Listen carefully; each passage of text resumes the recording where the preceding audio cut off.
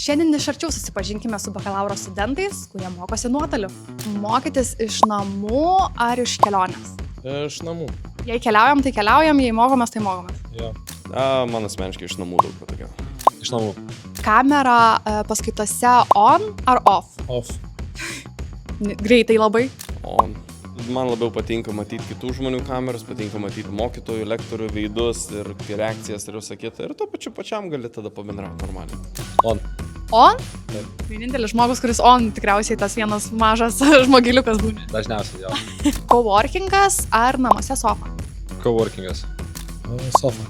Prie stovimo stalo, savose namuose, su savo mylimu šuniuku ir mylimu žmona. Oi, labai gerai. Dirbti startuolyje ar korporacijoje? Startuolyje tikriausiai gal būtų įdomiau, nors šiaip esu girdėjęs visokių istorijų. Manau, kad startuolija. Mokytis iš ryto ar naktį? Naktį. Nemiegam. Naktį. Ryte miegam. Ryte sportuojam, naktį mokymės. O kada miegam? Vidury dienos.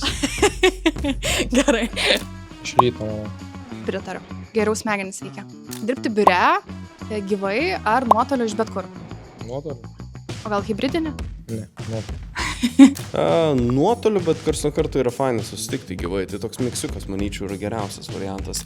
Aš manau, kad reikia balansą palaikyti. Tai kelias dienas per savaitę reikia dirbti iš namų ir kelias dienas per savaitę reikia dirbti ofise.